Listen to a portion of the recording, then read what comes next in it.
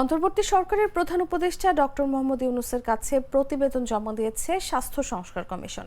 সোমবার বেলা 11টার দিকে এই প্রতিবেদন জমা দেন তারা। এরপর দুপুর 11:15টায় রাজধানীর বেইলি রোডের ফরেন সার্ভিস একাডেমিতে স্বাস্থ্য বিষয়ক সংস্কার কমিশনের সদস্যদের উপস্থিতিতে একটি সংবাদ সম্মেলন হওয়ার কথা রয়েছে। এদিকে প্রধান উপদেষ্টা উপপ্রেস সচিব আবুল কালাম আজাদ মজুমদারের ফেসবুকে দেয়া এক স্ট্যাটাসে আভাস পাওয়া যাচ্ছে স্বাস্থ্য বিষয়ক সংস্কার কমিশনের প্রতিবেদনে বেশ কিছু সুপারিশ করা হয়েছে, যার মধ্যে ওষুধ কোম্পানির প্রতিনিধিরা আর সরাসরি হাসপাতালে চিকিৎসকদের সঙ্গে দেখা করতে পারবেন না। ইমেইলের মাধ্যমে তাদের ওষুধের কথা জানাতে হবে। অপ্রয়োজনীয় ওষুধ প্রেসক্রাইব করা বন্ধে চিকিৎসকদের প্রেসক্রিপশনে জেনেরিক নাম লিখতে হবে। এ ধরনের আরো বেশ কয়েকটি সুপারিশ করা হয়েছে।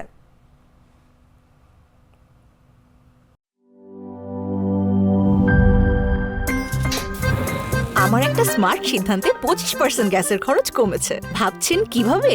সাধারণ গ্যাস স্টোভ বদলে আমি এনেছি আরএফএল গ্যাস স্টোভ। এর সাইন্টিফিক নজল ও ব্রাস বার্নার ক্যাপ সমানভাবে তাপ ছড়িয়ে রান্না করে দ্রুত। তাই গ্যাসও বাঁচায় 25%, টাকাও বাঁচে 25%। আরএফএল গ্যাস স্টোভ নিরাপদ ও গ্যাস সাশ্রয়ী।